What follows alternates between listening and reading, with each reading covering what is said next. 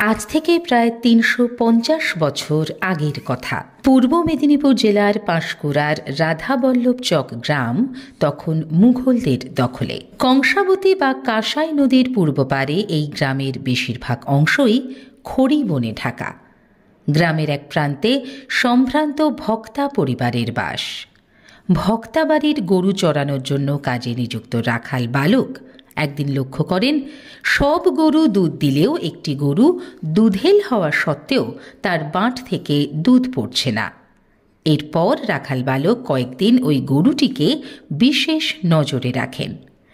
একদিন দেখা যায় গরুটি খড়ি বনের নির্দিষ্ট একটি জায়গায় এসে দাঁড়ানোর পর তার বাঁট থেকে দুধ পড়ে যাচ্ছে। রাখাল বালক বুঝতে পারেন এর মধ্যে অলৌকিক কোনো ঘটনা রয়েছে। তিনি মালিককে বিষয়টি জানালে সেখানে খোঁড়াখুঁড়ি শুরু হয়, আর তখনই কোদালের আঘাতে ঘা পড়ে মাটির নিচে থাকা স্বয়ম্ভু শিবলিঙ্গে।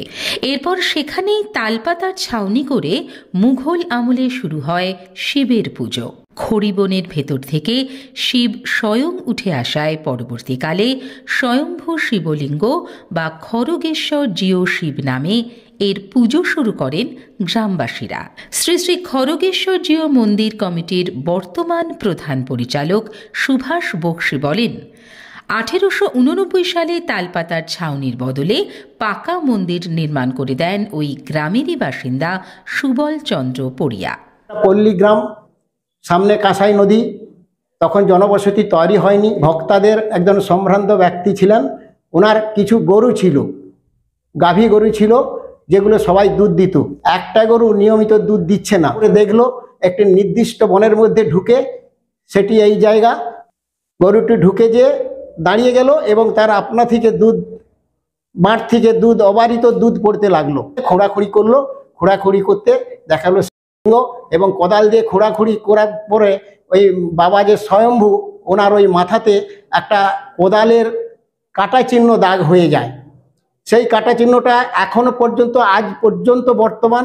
মন্দিরের পূজারী শুভ্রাংশু চক্রবর্তী জানান, শিবলিঙ্গটি উদ্ধারের সময় তার মাথায় যে কোদালের কোপ পড়েছিল তা আজও বিদ্যমান। তবে শিবলিঙ্গের বিশেষত্ব হল বাইরে থেকে জল এনে ভগবান শিবকে স্নান করাতে হয় না।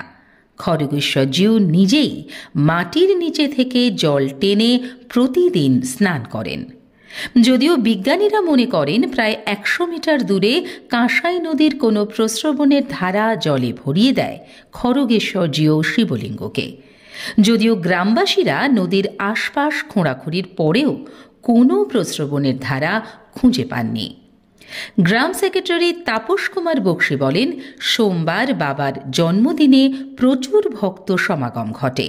এছাড়া মকর সংক্রান্তি, শিবরাত্রি ও গাজন সংক্রান্তিতে হাজার হাজার ভক্ত সমাগম হয়। ভক্তরা বাবার কাছে মানত করলে মনস্কামনা পূর্ণ হয়। তাই দূর দূরান্ত থেকেও বহু মানুষ বাবার দ্বারে আসেন। সারা বছর ভক্তদের মাধ্যমেই বাবার মাহাত্ম্য মুখে মুখে ছড়িয়ে পড়েছে দেশ বিদেশে। পাঁশকুড়া স্টেশন, রেলওয়ে স্টেশন থেকে নেবে, ওখানে টোটো ধরলে আধা ঘন্টা, 7 কিলোমিটার রাস্তা। খড়গেশ্বর জিউ শিবালয় মন্দির, রাধাবল্লভ চক বললে ওটা পৌঁছে দেবে। সাংস্কৃতিক অনুষ্ঠান হয়, প্লাস আমাদের যে জল ঢালা হয়, গাজন হয়, শিব চতুর্দশী হয়, এতে 20-25টা গ্রামের লোক আসেন এখানে। বাবার কাছে আকুতি জানাতে হবে। বাবার কাছে আকুতি জানালে বাবা নিশ্চয়ই তাদের মনোবাঞ্ছা পূরণ করে, এবং হয়েছে এখানে একজন কাঁদতে কাঁদতে যে তার মেয়ে চলে গেছিল, কোথাও খুঁজে পায়নি, ঠিক আছে, কাঁদতে কাঁদতে গেছে, তখন বাবার ছান জল নিয়ে করে হঠাৎ চারদিকে করে কোনো পায়নি, হঠাৎ একদিন এসে মেয়ে আবার পৌঁছে যায়, আবার এসে দেখা করে। আমরা জানবো কি করে? আবার এসে বাবার কাছে আবার করে বাবাকে পুজো টুজো দিয়ে বাবাকে করে যায়, মেয়ে সমেত।